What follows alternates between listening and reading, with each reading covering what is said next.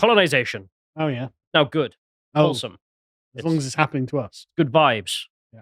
And if you think we might be a bit hypocritical on that, because you've been pretty anti-colonization, I still am. I think you still are. I'm not pro-colonization, no. No. For some reason, apparently, though, it is now the mainstream opinion of the left, which I suppose isn't new. I mean, we've seen this from a few guys. It's about revenge. It's always about revenge. And I mean, your tweets are great at this, like poking this out of them. Oh, yeah. But I don't think you even need to poke it out of them anymore. No, they're quite open about it because they know that the power structure is in their favor. The power structure supports them colonizing our country. I think that something happened recently where I want to show off that this is the case, because you can see here, David, good friend of the show, decided to tweet out a video that someone else made of Spark Hill in East Birmingham, which the video shows is, well, it looks like Kosovo. For someone who's been to Kosovo, I'm really annoyed when people say, oh man, this looks like Kabul or something, and they're being hyperbolic. It's not. It sincerely is exactly the same. Yeah. They're the same cars, that Kosovo gets them from a different means, crime. But then you look at the stores and everything else, the type of people, the products they're buying, the clothes they're buying, the food they're eating. It's like, this is the same thing. An Islamized place is an Islamized place. And, well, Birmingham's one of them. Yeah. And this had an unbelievably large reaction. I mean, David's tweets blow up occasionally, but this was pretty big. Massive. And, well, the ONS data backs us up on this. I love you, ONS. Okay, go away. Yeah, I'm actually very satisfied with the... And no. what do I type? But the colonization of Britain, I don't know, like, piss off. But no, I am actually satisfied with the maps and the breakdowns. They are actually pretty good. Yeah, and here's the map. So this is Spark Hill from the ONS. And again, just a beautiful tool. It's actually 6.8% English. Amazing. Yes.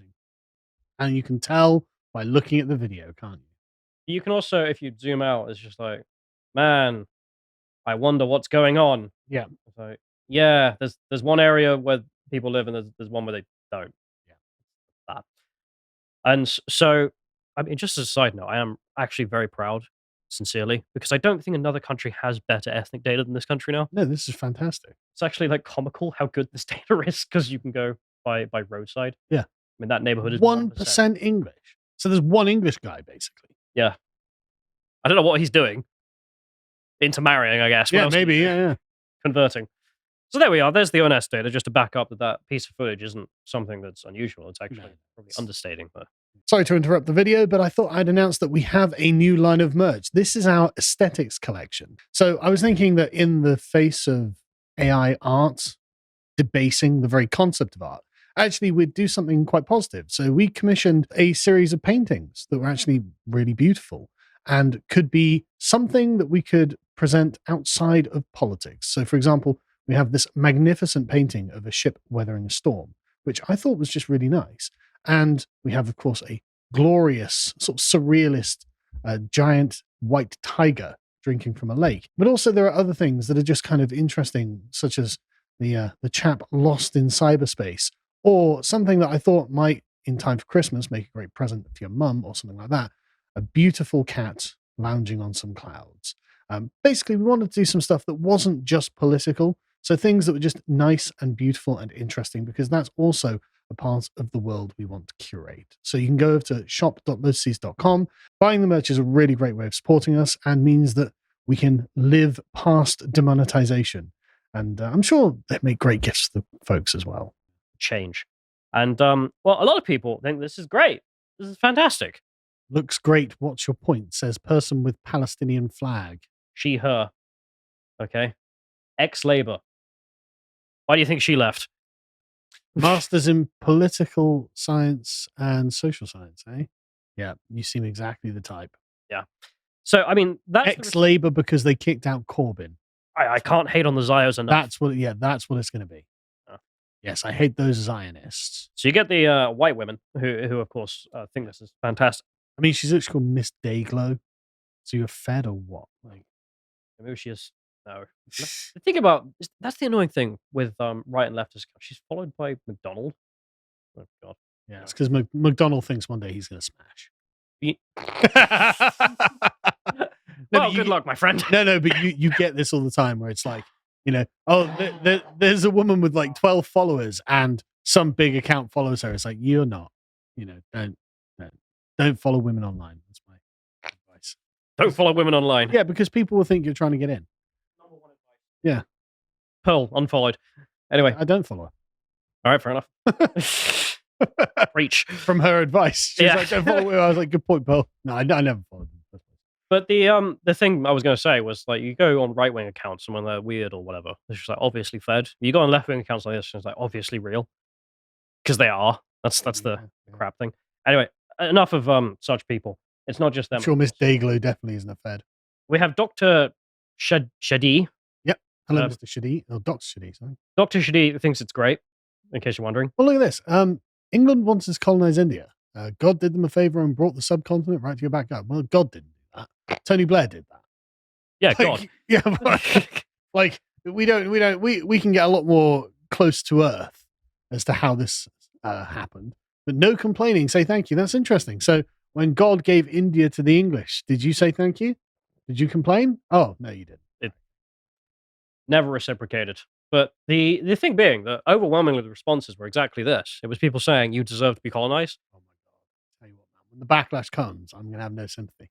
I'm going to have everyone on Wahoo. I'm just going to tweet these things out. Like, yeah, what did you think decolonization meant? Yeah, exactly. What did you think decolonization meant? Yeah. You know, like, I'm literally going to tweet that out. But it's something you no longer have to get out of people. Like, you used to have to be like, oh, what's wrong with this? And then but at least you admit you're colonizing. At least you admit you're colonizing. Dr. Shahid, it's just like, well, yeah, it looks like host, that's great. All right. And then there are the other people who did a weird response of being like, random thing happened, therefore you have to do. Oh yeah, I saw one earlier. Some guy from India was just like, I think I was replying to something like this as well. He was like, well, Britain just raped and pillaged India. It's like, that's not true. And what was that, the rape and pillage? Yeah, well, yeah, but also that's just not what happened. And then someone posted a picture of Belgian Congo, and they're chopping off the arms. I'm like, what's that got to do with it? We weren't... Because the Belgians chopped off arms, Britain must die. Yeah, Britain must take Infinity Indians. What? You're just not dealing with human beings at that point. No, you're just dealing with anyone who just wants you to shut up. Just an NPC flat thing. Yeah. And this one is a great example. This is the Singapore mutiny, is it? Yeah, so this guy said, this is a picture from the 1915 Indian Muslims being executed by firing squads for refusing to fight against the Ottoman Caliphate. No, it's not. That never happened. I'm sure their descendants now simply shopping around your land is the least you could tolerate, David. That's bollocks. Well, they don't have any descendants. They got shot. Go on. Well, they might have had kids already. I don't think they're the ones over But there. that's just not true, is it? Well, they're Indians who weren't even in India. That's the other aspect. They're in Malaysia. Sorry, in Singapore, I guess. What were they doing in Singapore? Well, they were conscripted or at least signed up. Yeah, they were recruited. We were recruited from India. Oh, yeah, we didn't use conscription in such places. So they willingly signed up to fight for the British Empire. Yeah. And then, because of rumors that they were going to be sent to the Middle Eastern Front against the Ottomans, so they weren't even going to. It was just a rumor that they decided to believe. They decided to mutiny against the British. Yeah. And as you can see there, decided to kill 36 soldiers and civilians before the mutiny was suppressed by Allied forces. And the story is just wacky. Yeah, it sounds it. So they had these Germans imprisoned because they imprisoned some German ship. Yeah. And these Indians turned up. They start killing all the people running the prison, or the British army. Why? Because they think they might end up having to go to fight the Ottomans. It's like, okay, you did sign up for the army. Yeah, what did you think you were doing? But also, what's that got to do with any of these people? So they then go up to the Germans and they're like, hey, what if we give you guns and you can side with us and we can kill the British? And even the Germans refused. And the reason they refused is not because, British blood is so pure. None of that, obviously. They decided that the Muslim Indians here were so violent that they just didn't want to be involved with this. Well, I mean, they did kill 36 people. Yeah. It was like, oh, God, this is barbaric. We're the Germans. So then our barbarism is very orderly, thank you very much. Yeah, so these fellas then went on and they killed a bunch of civilians. They just started, as one quote said, killing every white person they could come across, including one woman, although this British woman who was killed was believed to be an accident. It's not really sure. But they did kill Malaysian and Chinese civilians as well, because they're part of the white race. Bad luck. They also were going to conscript them to fight the Ottomans. Yeah. It doesn't make any sense. Like, these people are literally just nutbags. Obviously.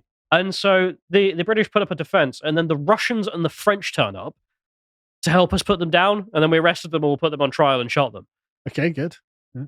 Because of that, yes. Spark Hill must be Muslim land. Yeah. Okay, not dealing with reality in the slightest. Obvious lies. No, this is all just, just shut up and accept what's happening to you. Yeah, I mean, here's a local Islamist who loves Oh, yeah, Dilly. Yeah. 5 Pillars UK. You may remember him off Piers Morgan's show recently, in which he says, I saw my aunt in this video. May Allah bless her beautiful family of 6 children and 17 grandchildren. Just remember these things. Just remember them. Internalize them. This is their opinion of you and what they justly get to do to you. Just remember it. And then the last argument after you've looked at this is, of course, endlessly. But Benidorm, but Tenerife, but Shagaloof. But tourism. Yes. Because, of course, the people in Spark Hill are actually Pakistani tourists. Okay, when are you going home? On a lad's 20 years away. I don't. Yeah, no. If it was tourism, I wouldn't complain. But it's not. So piss off. I'm trying to think where that even exists. What? No, like why Magaluf even exists. Well, yeah. For people who don't know, so the British, especially men, love going to Tenerife or Magaluf, whatever, for stag do's or and then going to a British bar. Yeah. Yeah, we can't. Well, the biggest actual problem, if you think about this, people never go to these places and find out what they're talking about. They always just talk about places they've never been. Yeah. If you go to these places, the thing that the British men are looking for is, as you can see in that one there, breakfast. It is literally just breakfast, which is why a lot of these things exist. All they do is breakfast. Takeaway breakfast. Sincerely, because you go to Tenerife, whatever, and you go in a place and it's run by a Spanish guy, and you're like, all right, let's try and integrate and talk to them. And then they make British breakfast and they give you the tiniest amount of beans possible. And it's just all wrong. Yeah. The sausages are wrong. I don't want an English breakfast made by a Spaniard. So then you eventually find one, which is as advertised here, British owned. There'll be some Scot. Yeah. Who's offering a Scottish full breakfast and English full breakfast. At least I know what I'm getting. Yeah, it's literally just that, which I find funny. Like, that's actually our concern. We have no problem with eating foreign dinners. No problem with eating foreign lunches. Literally just breakfast is sticky. No, that's totally true. But the point is, this is tourism, not colonization. What now? Yeah. I mean, it's just not relevant. Yeah. But even then, I mean, if you want to talk about that, I mean, David here is just like, well, they have a right to kick them out. But they don't, because they've got money. And you want our money. Yeah, they're not going to. Yeah. It's not. It's literally their entire economy. Without it, I don't know what Spain is. Just a fishery, I guess. But whatever. Going back to Birmingham, though, because, of course, the last offence is... We have to, yeah. Actually, this is a good thing. Oh, yeah. So where would we get the spices and samosas? Yeah. If it wasn't for mass colonization of Birmingham. I mean, as you know, because there's no Japanese people living in England, we don't have any sushi. Yeah, that's true. It's impossible to find. Yeah. But this lady here... Go away with your racist BS. Yeah, okay. Yeah, I just find this so boring because, of course, it's like, what do you think about... Birmingham is multicultural and we all get along, except for the times where you don't. What, do you? I mean, even on an average day when nobody's having a race war, I mean, you just don't live next to each other. That's the thing that always strikes me about British conversations about multiculturalism. And Birmingham's such a good example because this graph here is white British, and there's, a gap in the middle. Have you ever seen Map Men? YouTube channel. So they did this one map once, which is a map of Berlin made by the communist German side. Oh, yeah. So, of course, West Berlin, they can't go to because of the anti-fascist protection wall, which totally keeps the fascists out. Yeah. So they just blanked it. So there's a map in which literally about a quarter of it in the middle is just blank. There's nothing there. And that looks a lot like that. Yes.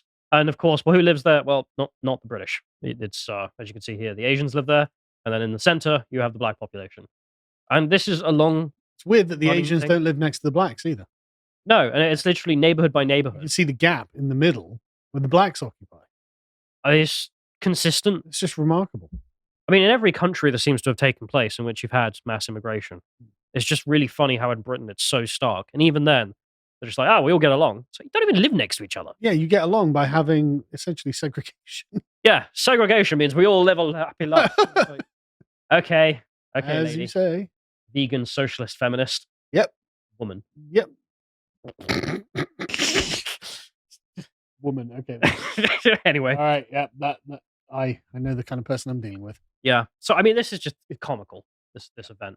I'll end this off though with I think the argument why colonization is bad. I disagree. Oh, really? Why colonization is bad? Okay. A treatise by the Lotus eaters. Yeah.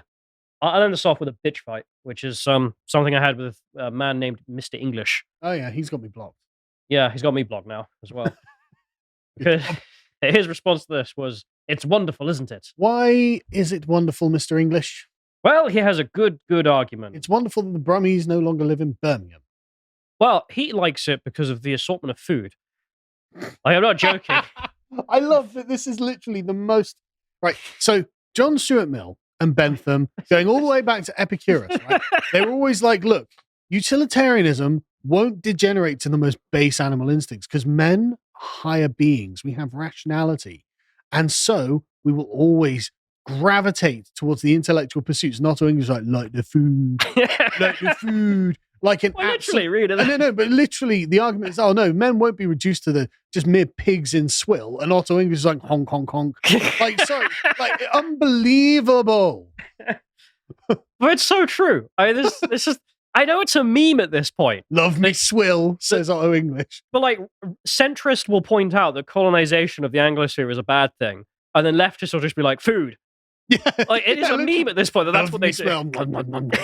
Okay, you disgusting slobs. I don't know what a recipe book is. I literally can't cook cereal, so I have to have a brown person make me curry, or I don't feel right. So you can make that yourself, mate. It's not actually that hard. But it's genuinely so pathetic. It's like, belly. Okay, what about your belly? But it's also that aspect of like, I can't have white people make me curry. Well, yeah, I mean, because that's the underlying point there. Went to Poland a few years ago. Went to a Thai restaurant. Was served Thai food by a Polish person. Don't know how they did it. I was magic. Yeah, you were there. Yeah. The waitresses were Polish. The owner was Polish. The chefs were Polish. Everyone there was Polish. Somehow they produced Thai food. Some of the best. I don't know how they did it. It's amazing. If only there was a magical book that taught us how this could have been done. That was made of printed movable type that we could give to one another. Well, unfortunately, it's not been made. We'll have to wait on the printing press. But until then, Otto English is going to have to worry about the swill, the oral tradition, of the swill being made that he's going to stuff his giant piglet face into. And just to make a point about this real quick is that we can check out the average house price of this area because again, I love that's really low. It is really cool how good British data is for finding out about. That's really low. So the average house price in this area is 179,000 British pounds, which sounds like a bloody bargain as someone who's been looking for houses for a long time. Yeah, but would you want to live there? Yeah, that's the catch. Yeah, the catch. That's why. And even then, that is high. I mean, don't get me wrong, that's a lot of money for that place. But I have to wonder as well because I always what area of the country does Mr. English live in? Southeast London. Oh, really interesting. The whitest part of London. Fascinating. Mad, that one. Yeah, but who could have predicted? Because there's the thing as well. I mean, not to put too fine a point on it, but obviously that house price would be different if it didn't look like that. That's true, yeah. But I do wonder, I have been trying to sit down and do that mathematical question of solving for X, in which I have to figure out how much that knocks off your house price. Anyway, the average house price. It's about £200,000. Yeah, the average house price in the southwest, I think it's 300. Yeah. So that's 100 and something. So right. there we are. 111 grand. Or I can't do math. 121 grand. There we are. But that's one place which, by supply and demand rules, people don't want to live because why else would the house? Be that cheap? If the number of people coming in wasn't so high, that'd be a much cheaper house. Yeah, I asked the question about why do people want to live in Bibury and not Spark Hill? And this is a picture. And I chose Bibury just because it's a famous place. Like, for people who don't know, famously quaint and beautiful, as you can see from the picture. Yeah, it's actually not that special, to be honest. Like all the villages throughout the Cotswolds are this nice. It's just a small rural English village. It just happened to go viral, and now there are Chinese and Japanese tourists who turn up en masse. So much so that a lot of them think this is a theme park. Yeah. Because they can't understand that some areas of Britain are this nice. Put up little Japanese signs saying, please don't come into my house, I live here. Yeah, I visited it, and there are signs on the doors and on the gates. Yeah. Just being like, this is a real house, please go away. Like, you can't just wander into my house while I'm having breakfast. I know you think that you've arrived at Lord of the Rings and you're in the Shire. Well, yeah, you actually are, but this isn't a theme park. And for some reason, the house price here is well over £1 million. Really? So, and that's just that one that's there. Wild. It's amazing. And you can check this out. I love that the average peasant dwelling from 1500 is now the most desirable place to live in all the country. Who could know why? I'm sure that there's we're so far advanced to those backwards savages. Yeah, I'm trying to figure out here because my geography is terrible, where exactly Byberry is on this map. God, I'm so blind. Just pick a little village. There we go. It's right Yeah, there. let's go to Ready Token, whatever that is. Look at that. 5 mil, whatever that is. Bloody hell. Oh, there's Byberry. There's a Yeah. house for $1 million. It's, Yeah. 5 bedrooms. That's ridiculous. I'd love to live in the English countryside, please. Yes, $500,000, please. Oh, Half a that's million. just a barn. 2 bedrooms, $500,000. God. Yeah, another 2 bedroom, $500,000 for that town. Go to this one, 1.2 mil for 4 bedrooms. I mean, Does look great. I've been checking out American house prices recently, and it is comical, the difference. Yeah. So I found a Want place. to live like an English peasant from the medieval era? Well, I found You're not rich enough for that. you've got to literally be a millionaire. Yeah, for- you've literally got to be a multi-millionaire. You can pick any of these, and you end up with basically the same thing. I think David Cameron's house is around here somewhere, near Chippy Norton, which God only knows, but yeah. geography fails me, but it's somewhere around here. But I was looking at this American house, and it's 2 bedrooms, massive front yard, place to park your car, backyard, everything's 150K. $99,000 for a rural American house, and I'm just like, are you serious? Imagine $90,000 in British pounds. I mean, you So literally it's like 75,000 pounds. good luck. Yeah. You can buy nothing in the countryside, that's for sure. Yeah. So I love the countryside. I think the Oh, yeah. whole city thing. It's kind of backwards. You go to the countryside in America, and Yeah. some places you can get real cheap. Countryside in the UK, No, no. because there's so little space, Yeah. everything's $500,000. And because everything's old and pretty. Yeah. But no, apparently Mr. English doesn't want to live here. He did respond saying that's awful, frankly, disgusting. Says it looks like a lovely place, but frankly, I'd much rather live in a vibrant, multicultural city with all it has to offer. The slop. Yeah. But I got to notice as well, I mean, like we said about the people earlier, when someone says a vibrant, multicultural city, Yeah. what human being talks like that? I want to live in the English part of London. It's like when you're at Christmas dinner, right? Yeah. And your cousin says they're describing their relationship. Well, he's talking like a travel guide. What's worse than that? It's like your cousin is describing their relationship with their wife, and they use the word synergy. So this is corporate speak, and this is obviously diversity corporate speak. Yeah. But that's the thing. He sounds like a travel guide or a holiday agent or something. Yeah. Like, it's a vibrant, multicultural city with all it has to offer. It's like, okay, but I was going to live there. Literally what? Yeah. Yeah. Well, there's this kind of slop and that kind of slop. And Yeah. the occasional break-in and stabbing. Well, let's check in on the city in question, because of course Otto posts about where he lives, and this is one of his posts, which is average Oh, day yeah. in London. Oh, yeah. Anti-Israel protesters So- chanting "Death to all Jews." Something happened in Palestine, and therefore this is absolutely grotesque and disgusting. I totally agree. Hmm. Anti-Semitic extremism on the streets of London. Who could have imagined? Now, should we take a wager? Not putting £10 on this. Yeah, I was going to say, I'm not going to bet. Yeah, is this more or less likely in Spark Hill or Byberry? Just out of interest. Well, well, obviously. This I mean, I'm not putting any money on that. Yeah, I mean, what would be the odds if we were actually Well, I don't bookies? know. What would be the point? I can't even imagine what an anti-Semitic protest in Byberry would even look like. Like, If you appreciated that episode from the podcast of the Lotus Eaters, you can go to lotuseaters.com and check out the merch store, in which you can find things such as the They Are Lying mugs. If you'd like to find out what else is being put out, you can follow on Twitter at lotuseaters_com on Twitter. Thank you and goodbye.